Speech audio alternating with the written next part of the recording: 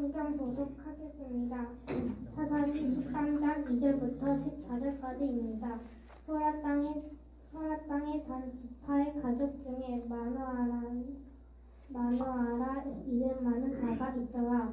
그의 아내가 임신하지 못함으로 출산하지 못하니 여호와의 사자가 그 여인에게 나타나서 그에게 이르시되 보라, 내가 번뇌 임신하지 못함으로 출산하지 못하였으나 이제 임신하여 아들을 낳으리니 그러므로 너는 창과 포도주와 독주를 마시지 말며 어떤 부정한 것도 먹지 말지니라. 보라, 내가 임신하여 아들을 낳으리니 그의 머리 위에 삭도를 대지 말라.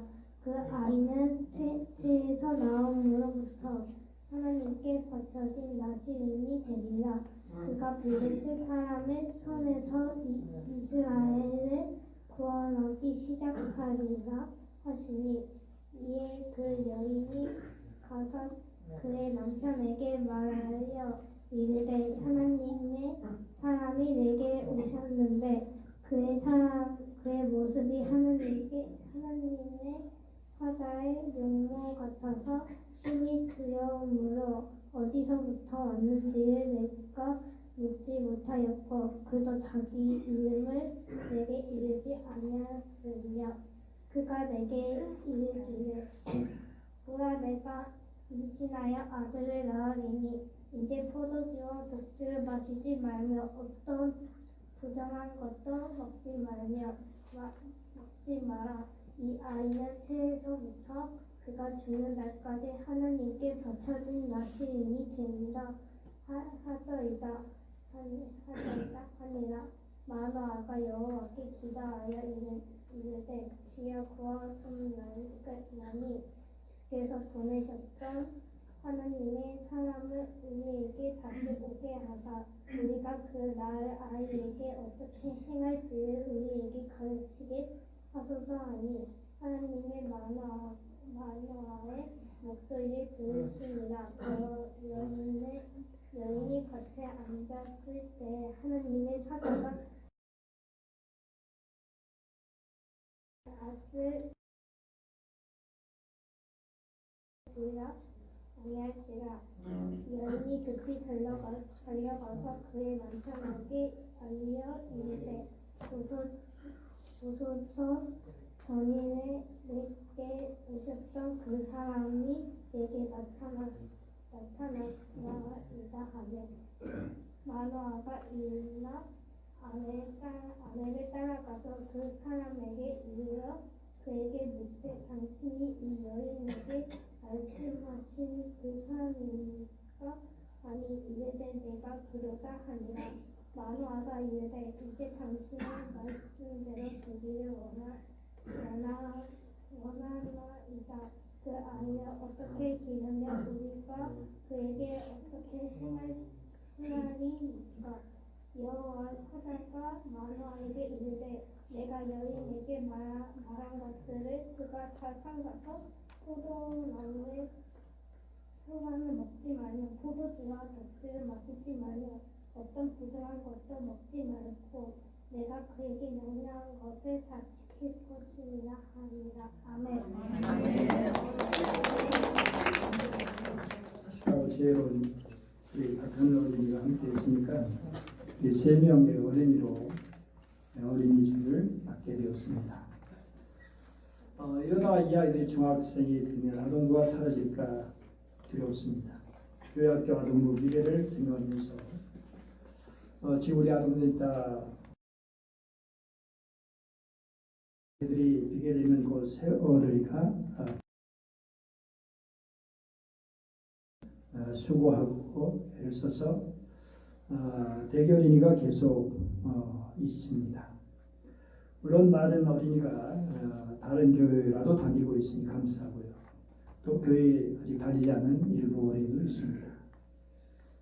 저는 아동센터를 세워주신 주님의 뜻을 생각하면서 장차 오늘 두 아이의 주인공인 오늘의 주인공인 두 아이의 어머님 김정집사 또 시설적으로 수고할 수 있게 돼서 작은 오케스트라 장단이 세워지는 그런 꿈을 꾸고 있습니다. 물론 시간이 한참 걸려야 할 일이지만 어쨌든 하나님께서 우리 귀한 아이들 끊어지지 않고 계속해서 돌보고 양육하고 또 그 아이를 통해서 하나님께 영광 돌릴 수 있게 되기를 소망하고 있습니다. 그동안 어려운 환경 속에서도 우리 세 아이를 잘 키워준 우리 집사님께 감사하고 또 우리 하늘의 어머니도 정말 어려운 환경, 남들에게 다 얘기하지 못할 어려운 환경 속에 있지만 그런 가운데도 꿋꿋하게 아이를 잘 키워준 그 일에 정말 감사를 드립니다. 그리고 장차 주님 안에서 우리 아동센터 아이들이 잘 양육되기를 소망합니다. 우리 사사기 13장 1절을 보면 이스라엘 자손이 다시 여호와의 목전에서 악을 행하였으므로 여호와께서 그들을 40년 동안 블레셋 사람의 손에 넘겨주셨다고 말씀합니다. 블레셋은 대대로 이스라엘을 괴롭혀온 민족이니까 그 고통이 얼마나 심했겠습니까? 얼마나 불행했겠습니까? 사람은 누구의 손에 넘겨지냐에 따라서 인생이 달라집니다. 우리 요셉은 형들의 손에서 또 이스마엘 사람 손에서 그리고 보디발의 손까지 그렇게 계속 넘겨지는 수모를 겪었습니다. 그런데 그것을 끝났다면 너무 비참하고 불행했겠지만 하나님의 손에 붙잡혔기 때문에 그의 인생은 불행으로 끝나지 않고 수많은 생명을 살리는 생명의 도구가 되었던 것입니다. 우리 귀한 오늘 세 아이들 어머니 그리고 선생님들의 손길을 통해서 그리고 하나님의 손에 끌려서 한국교회와 이 나라 민족을 위해서 귀하게 쓰임받는 소중한 아름다운 아이들이 되기를 축복하면서 함께 기도해 주시기 바랍니다. 오늘 본문은 2절 이렇게 시작하고 있죠. 소라 땅의 단지파 가족 중에 마노라 이름하는 자가 있더라. 그의 아내가 임신하지 못함으로 출산하지 못하더니. 여기 소라는 우리 또 어떤 생각하면 바다 식물을 생각하게 되죠. 그런데 물론 그건 아니고요. 이 소라는 초로아라고 하는데 호박벌을 의미하고 있습니다. 예루살렘에서 서쪽으로 26km 정도 떨어진 곳에 있는 곳으로 삼손의 고향으로 유명한 곳입니다. 삼손의 아버지 이름이 이제 위에 뒤에 보면 소라 전경의 모습을 또 화면으로 볼 수 있습니다. 멀리서 보이는 모습이고 이것을 가까이 보면 또 이렇게 소라라고 하는 지역을 확인할 수 있습니다. 높은 지대에 있죠. 이제 이 오늘 나오는 주인공 한 사람의 이름이 마노아입니다. 이 마노아는 이름이 휴식 안식처라는 좋은 뜻을 가지고 있었지만 그러나 이름 그대로 그렇게 편안한 휴식을 누리지 못하는 안타까운 사연이 있는 그런 가정입니다. 지금 고대 사회에서 그 당시에 아이가 없다라고 하는 것은 그야말로 미래가 없는 거죠. 소망이 없는 거죠. 그러니까 이 가정은 그야말로 절망적인 상황이 있는 그런 가정입니다. 그런데 이러한 가정에 하나님께서 찾아주셨다는 것입니다. 그렇죠. 우리가 힘들고 어려울 때 절망적인 상황이 있을 때 하나님께서 우리를 찾아주십니다. 그래서 우리를 위로해 주시고 새롭게 세워주시죠. 여호와의 사자가 찾아와서 마노의 아내에게 이렇게 말을 합니다.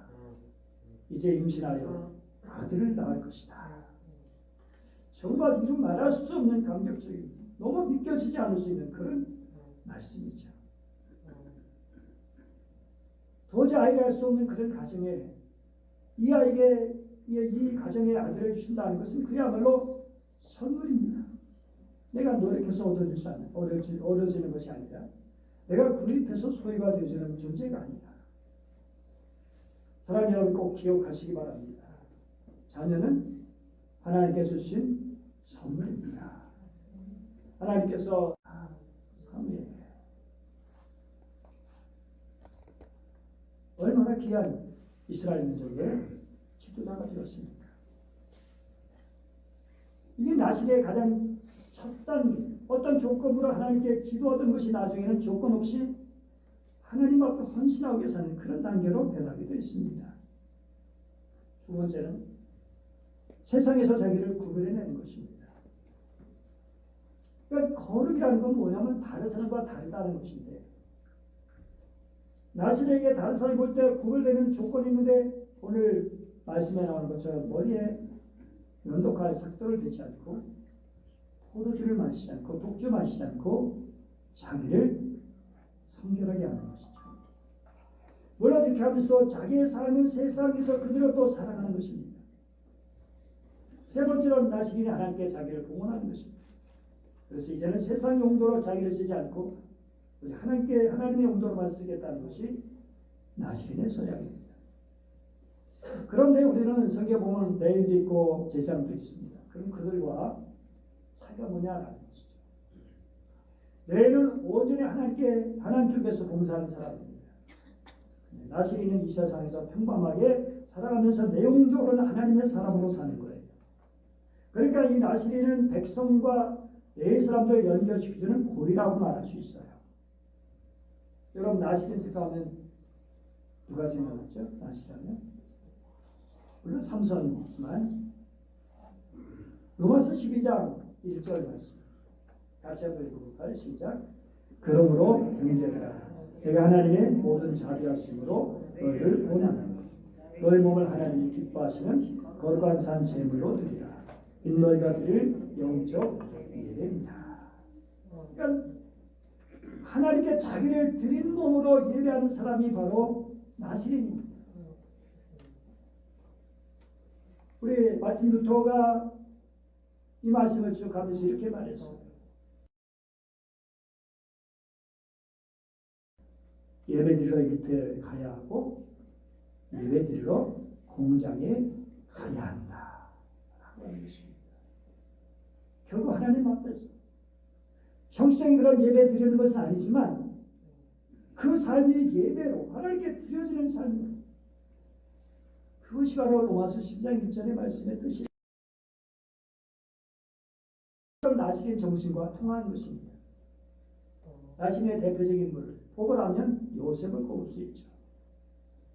물론 요셉이 나실인의 소원을 했다는 것은 없습니다. 그런데 형들과 구별된 나실이라고 칭할 수 있는 거죠. 창세기 39장 2절, 21절 보면 여호와께서 요셉과 함께 하셨다라고 말씀하고 있어요. 다른 말하면 요셉도 여호와 하나님과 함께 했다라고 하는 것이죠. 그러니 그 어려운 형편 속에서 낙심할 수, 절망할 수밖에 없는 그런 상황에서 경건하고 성실하게 살아갈 수 있었던 것입니다.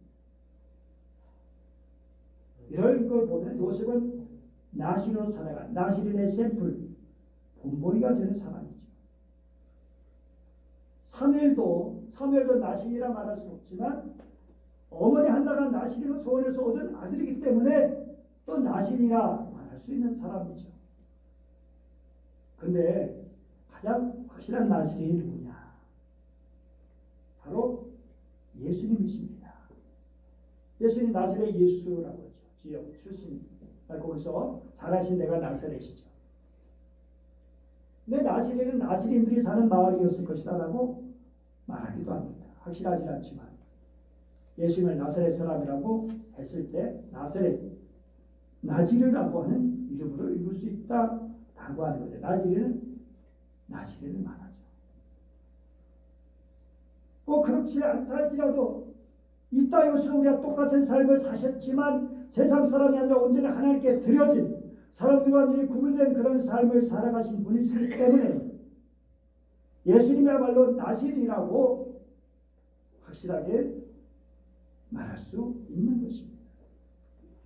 여러분 나실이는 성결한 사람을 말하는 거죠. 미수에 보면 나실인, 레위인, 제사장으로 연결되는데 여러분 우리가 예수 그리스도를 전하는 이유가 무엇인가요?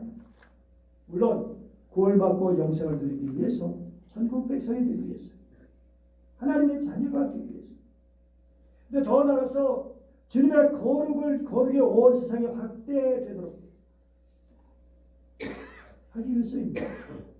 거룩하신 주님을 믿음으로 영접하게 되면 그 예수님을 닮아서 그 예수님의 마음을 품고 거룩한 하나님의 사람으로 살아가게 되는 것, 이걸 위해서 우리가 예수를 전한다는 것이죠. 그러니까 우리 목회자들이, 우리 성도들이, 우리 부모와 교사들이 거룩한 생활을 하다 보면 나도 모르게 그 거룩의 세상으로 우리 자녀들에게 전염이 돼서, 그래서 이 아이들도 거룩한 백성으로 살아갈 수 있게 된다는 것이죠. 하나님께서 왜 나실이 되기를 원하시느냐? 그것은 그 한 사람 통해서 하나님의 거룩이 세상의 삶에서 확대돼서 퍼져나갈 수 있도록 하기 위해서이죠. 그러니까 하나님께서 우리에게 자녀를 선물로 주신 이유는 세상의 거룩한 백성을 퍼뜨리기 위해서이죠. 그래서 하나님 뜻이 이루어지는 하나님께서 원하시는 거룩한 나라, 사랑과 정의와 평화와 기쁨이 넘치는 하나님의 나라가 확장되기 위해서. 근데 우리 아이들은 지금 철부지 같죠. 그런데 이 아이들에게 주님의 말씀이, 주님의 정신, 주님의 사랑, 그 은혜가 새겨지고 가슴속에 심어지게 되냐. 이 아이들이 어떤 아이들이 되냐라는 것이죠. 세상을 변화시킬 수 있는 놀라운 아이가 될 수도 있고요. 정말 하나님 기뻐하시는 하나님의 사람으로 살아가서 영향력 있는 그런 귀한 사람들, 기둥 같은 일꾼들이 될 수 있는 것이죠. 아름답고 멋지게 살아가는 하나님의 사람이 될 수 있는 거죠. 우리 왕모나 우리 예원이나 하늘이 정말 귀하게 자라서 하늘나라의 귀한 일꾼, 이 세상에서 하나님의 사랑과 은혜를, 하나님의 거룩하심을 드러낼 수 있는 그런 멋진 인물들 되기를 축복합니다. 여러분, 이스라엘의 경건한 나실인들, 레인들, 제사미들은 이스라엘 전체의 거룩성에 지대한 영향을 미치는 사람들입니다. 우리 개신교가 잊어버린 게 뭐냐? 이 나실인 정신입니다. 천주교에는 수녀와 수사들이 있습니다. 근데 어떤 분들이 이 사람들이 나실인의 대표적인 인물로 보고 싶다라고 말하기도 합니다. 사실은 천주교가 유지되는 것은 신부 때문이 아니라는 거죠. 말없이 봉사하는 수녀들이 있고 수사들이 있기 때문에 라고 말합니다. 그리고 그 대표적인 인물이 바로 테레사입니다. 이들의 사람들에게 좋은 인상을 주기 시작한 것이고, 그래서 계속해서 선조가 이미지가 있는 거죠. 근데 우리는 그게 없다는 게 안타깝다는 거죠. 어느 여자분이 있었어요. 그분이 약사인데 결혼도 하지 않고 10년 동안 하나님의 살기로 서운했어요. 근데 그분이 뭐 전도하거나 신앙 얘기를 하는 것도 아니었어요. 그냥 약을 조제해주고 이야기하는데 그분에서 거룩한 냄새가 풍긴다는 거예요. 하나님의 그 마음이 펴진다는 거예요. 사람들이 그에게서 굉장한 경건의 힘을 느낀다는 거죠. 어떤 목사님이 이분을 40년 전에 만났는데요. 40년 지난 지금도 그 약사의 이미지가 본인에게 굉장히 강하게 남아 있다라고 고백을 한 것을 들었습니다. 그렇다면 이 약사분은 나실이에요. 나실인 제도는 마치 신선한 샘물을 공급해내는 샘물 같죠. 거룩한 샘물이 한 사람에게서 나오는데 그것이 온 물을 깨끗하게 만들어주는 거예요. 그러니까 교회에 이런 나실인 정신으로 살겠다고 하는 그런 사람이 한두 명만 있어도, 만약에 10명만 있다면 그 교회가 달라지고 그 교회가 세상에 뻗어나갈 수 있고 엄청난 영향을 줄 수 있는 그런 교회가 될 것입니다. 여러분, 하시디즘이라는 말을 들어보신 적 있나요? 유대 경건주의 운동인데요. 이게 18세기 초 우크라이나에서부터 시작됐어요. 하디즘은 성전에 가서 예배를 드릴 때 또는 기도할 때만이 아니라 내가 뭐라든지 사회에 나가서 살 때 하나님과 함께 내가 교회를 한다는 그것을 경건이라고 보는 거예요. 창세기 17장 1절 같이 읽어볼까요? 시작. 아브라함이 99세 때에 여호와께서 아브라함에게 나타나서 그에게 이르시되 나는 전능한 하나님이라 너는 내 앞에서 행하여 완전하라. 여기 내 앞에서 하나님 대원입니다. 하나님 면전에서 하나님 눈앞에서 하나님 의식하면서 그렇게 살아간다면 우리가 어떻게 살아갈까요? 욕심을 부리고 이기적으로 살고 엄마 불평하고 미워하고 자기 욕심을 채우기 위해서 바둥바둥하는 그런 인생을 살아갈까요? 하나님이 지켜보신다는 것을 느끼고 있는데 그걸 의식하고 있는데 어떻게 살아갈 수 있을까요? 어느 랍비가 자기 아들을 하시디인이 경영하는 식당으로 보냈어요. 왜냐하면 이 하시디 좀 배우고라고요. 한 일주일 다니고 왔어요. 그래 뭘 배웠니? 그러니까 배운 게 하나도 없어요. 그 선생님 뭐 다른 특별한 거 하는 거 없더냐? 그러니까 전혀 특별한 게 없던데요. 그래서 그 아버지가 아들에게 그런 부탁을 했어요. 그러면 가서 물어라 선생님께. 내가 출근하기 전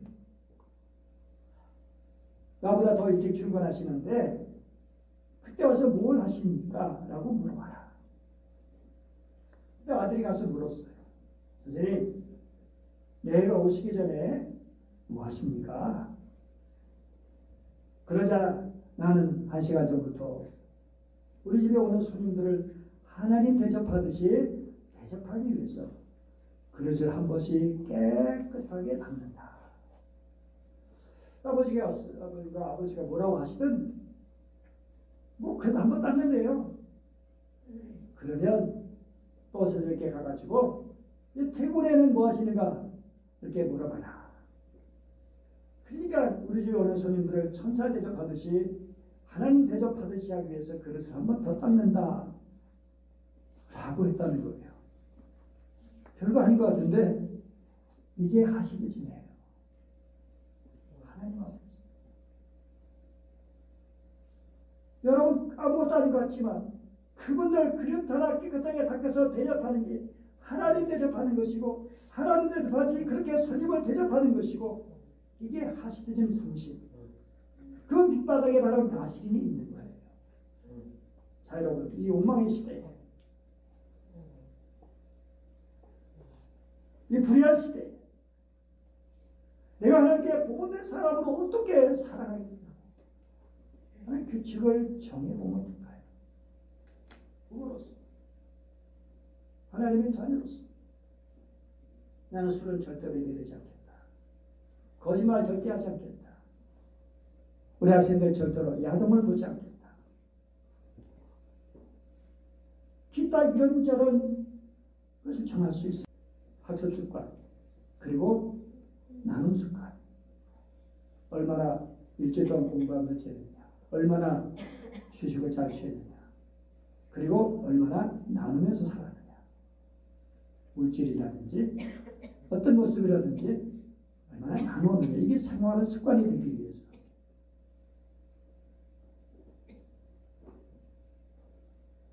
정을 이렇게 나름대로 몇 가지씩 정하고 지켜간다면 우리가 하나님 앞에 정결한 삶을 살아가는데 굉장히 유익하고 거기서 주님의 능력을 경험하게 될 것이고요. 물론 내 경건의 유익보다 더 중요한 것은 하나님과 가까워지는 것이에요. 또 기도가 이루어져요. 내가 하나님 앞에 성결하려고 노력할수록 하나님이 나와 가깝다는 것을 느끼게 되고 그러면 하나님께서 내 기도를 들어주시는구나 라는 확신이 오게 되고요. 이야기 듣고 마노아가 하나님 앞에 이렇게 기도하죠. 우리가 그 나을 아이에게 어떻게 행할지를 우리에게 가르치게 하소서. 그러자 여호와 사자가 내가 여인에게 말할 것을 다 삼가 지켜 하나라고 말씀하십니다. 만원 2번씩이나 그렇게 내가 어떻게 가르치니까 어떻게 비리니까라고 물었습니다. 오늘처럼 자녀 교육이 어려운 시대도 없을 겁니다. 옛날처럼 그냥 고분고분한 시대가 아니잖아요. 어른들 말 잘 듣는 시대가 아니잖아요. 물론 이것이 장점이 될 수도 있지만 또 부모들의 걱정이 될 수도 있고 정말 아이들이 달라요. 우리랑 생각하는 게 다르고 시대가 다르고 그래서 자녀를 어떻게 가르치고 양육할 것인가 최대의 고민입니다. 고대부터 지금까지 자녀 교육의 정답은 하나였습니다. 부모가 자녀의 모델이 되는 겁니다. 부모가 정직하게 살면 아이들이 정직하게 사는 것이고 부모의 거짓말하면 자녀도 부모의 거짓을 배우게 되죠. 아이들을 말로 가르쳐주는 것이 아니라 부모의 삶으로 배우죠. 교회에서도 아이들에게 인사해라 라고 말하는 것이 아니라 그래서 강제로 머리를 숙이게 하는 것이 아니라 먼저 부모가 어른들이 머리 숙이는 상태예요. 죄를 지켜라 애를 쓰고 이웃 사랑하고 예배를 드리고 정말 믿음으로 살려면 하나님께 내가 그 죄를 바르게 드리면 아이들이 그 본대로 행하게 되는 것입니다. 그래서 어린이 주일을 다른 말로 어른의 주일이라고 말합니다. 오늘 어린이 주일이요 동시에 그러면서 어른의 주일입니다. 우리 어른들이 어떻게 살아갈 것이냐 부모가 어떻게 살아갈 것이냐 자녀들이 하나님의 주신 이 선물이라는 것을 분명히 깨닫고 하나님께서 기뻐하시는 삶을 살아갈 수 있도록 부모가 먼저 주님의 길을 걸으면서 자녀들이 그 길을 따라오도록 힘쓰는 우리 모두가 되기를 축복합니다. 기도하겠습니다. 귀하신 하나님 아버지 감사드립니다. 오늘도 저희들 사랑해 주시고 말씀을 주시니 감사합니다. 오늘 나신 우리 삶 속에도 나시린 정신이 그대로 이어지게 하시고 우리 부모들이 우리 교사들이 우리 사랑하는 성도들이 세상 속에서 나시리로 살아갈 수 있도록 도와주시옵소서.